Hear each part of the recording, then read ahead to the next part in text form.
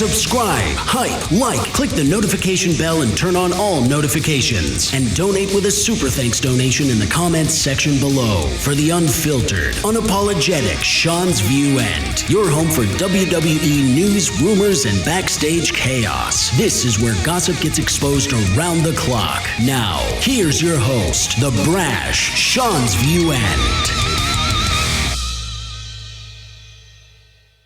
The problems inside the WWE right now in 2026 are very deep, very significant.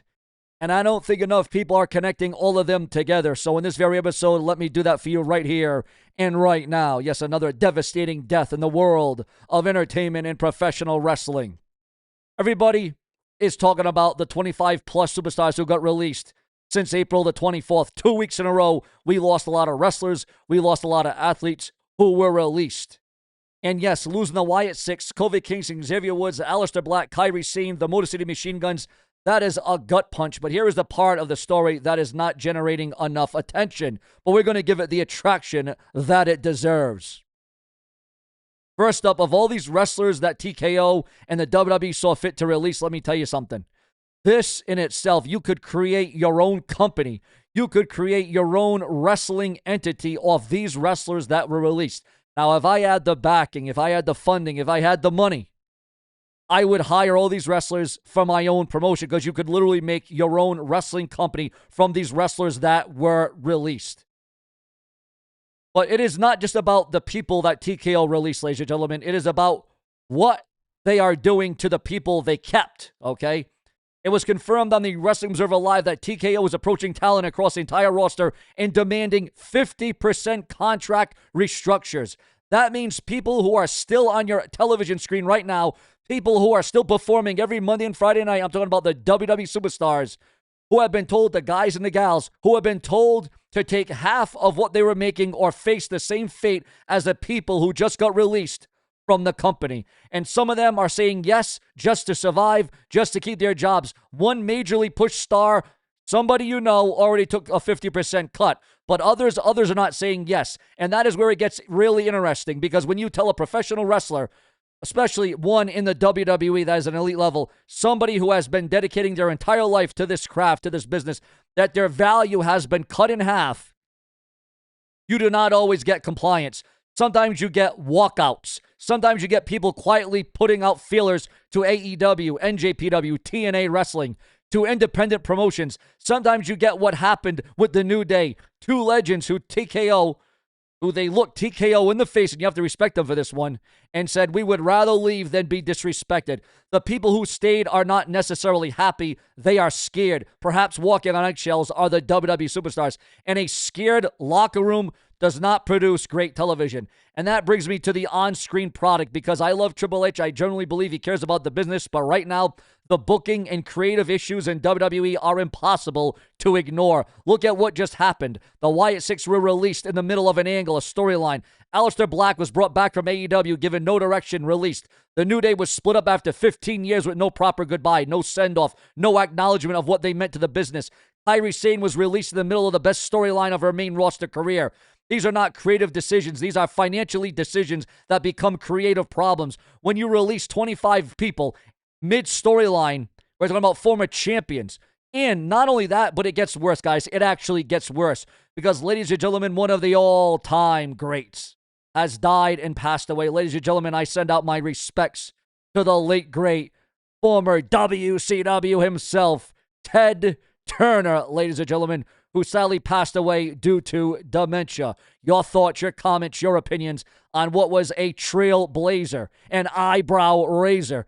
Ted Turner actually had what it took to get the job done, to compete, and it was all about that competitive spirit for Ted Turner. And now the wrestling world is reacting. Ted Turner might have died. Ted Turner may be dead.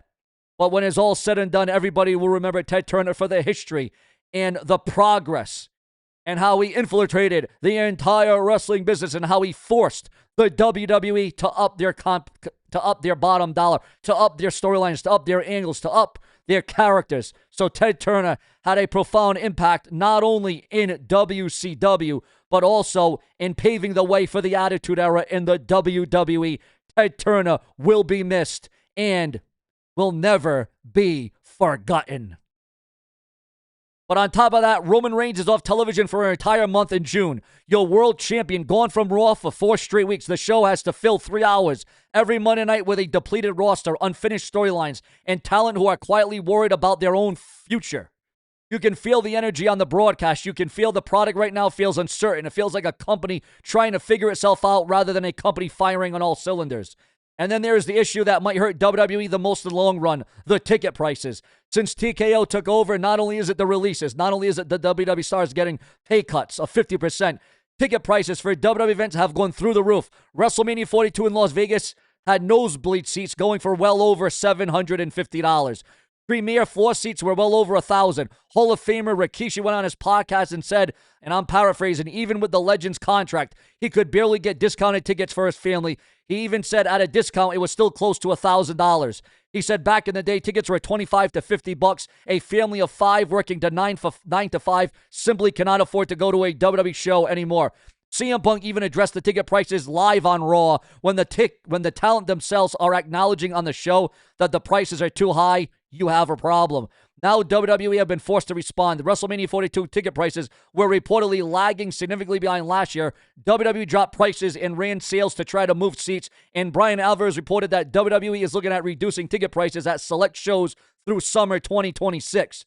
But here is the real issue. The damage is already being done. The core WWE fan, the person who has been going to shows for 20 years, who brought their kids to their first Raw, who drives hours to see WrestleMania, that person is being priced out. And when you price out your core fan, you do not just lose a ticket sale, you lose a lifelong customer. You lose a parent who would have been bringing their child and created the next generation of fan. That is not a short-term problem. That is an existent problem. So let me put this all together, because today of all days, with Ted Turner passing away, it is worth asking the question. Ted Turner built WCW because he believed in competition. He believed that giving wrestlers options and giving fans choices made everyone better. He was right. The Monday Night Wars produced the greatest era in wrestling history because both companies were fighting for every viewer, every ticket, every buyer, every fan. Right now in 2026, WWE doesn't have any serious competition. AEW exists, but it is not the WCW of the 90s. And instead of using that dominance to invest in talent, invest in stories, invest in the fans, TKO is using it to slash costs, gut the roster, cut paychecks, raise ticket prices, and pocket the savings and executive bonus checks while Ari Emanuel takes home $67 million. Ted Turner once said that his goal was so high that he could never fully accomplish it in one lifetime. That is the spirit of a man who builds things. What TKO is doing right now is the spirit of a company that is extracting from something somebody else built.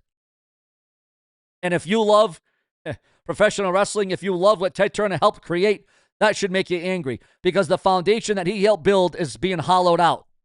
Piece by piece, release by release, pay cut by pay cut. There is a belief that Ted Turner is the reason the WWE is around today.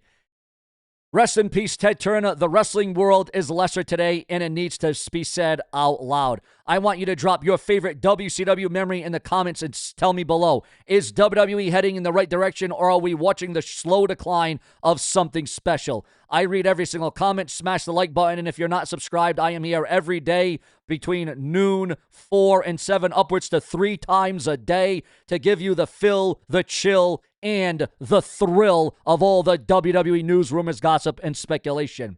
My name is Sean. This has been The Brash and the Brazen, and I will catch you in the next one, because I truly do believe in the viewers, the fans, and the subscribers, because we are here to satisfy your taste buds as it concerns all things professional wrestling.